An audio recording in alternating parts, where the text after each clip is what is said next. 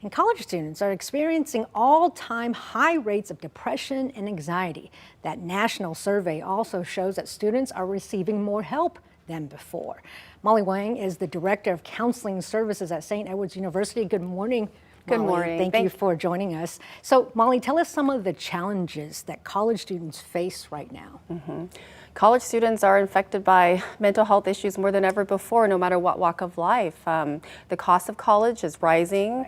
There's academic stressors, and things hit a real low during the height of the COVID pandemic. And even though things have improved, the effects still linger. Returning to class in person has been challenging for some college students. Anxiety about interacting with others, all of those things contribute to stressors. So, you know, these kids, some of them being away from family for the first time, when should they look for help? What symptoms should they recognize in themselves? And if, you know, their friends see it, when should they go and seek help?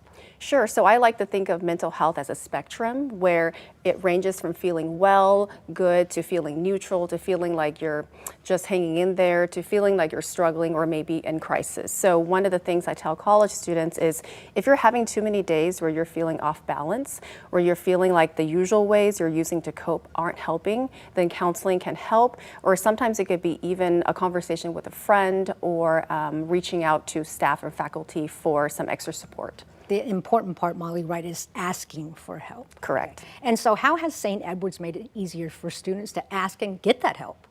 So we have an initiative called the Live Well SEU initiative, and it's our commitment to every student on the Hilltop and staff and faculty, their wellness journey that helps them find ways to nurture their mind, body, and spirit. So we encourage students to care for the whole person because your brain lives in your body and your brain are connected. What other tips do you have for students and for the rest of us dealing with stress and all that? Yeah, so first and foremost, movement. Because your brain is in your body, it's important to move, whether it's a run or a leisurely walk.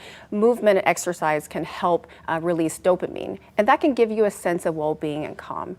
And another thing is being mindful. So that can mean something as simple as resisting the urge to reach for your phone first thing in the morning, because we know that in the first few minutes upon waking up, our brains are a lot more susceptible to what we look at and consume. And that could set the tone for the rest of the day and really affect your mood. That is a simple thing to do, but simple. Such a big impact.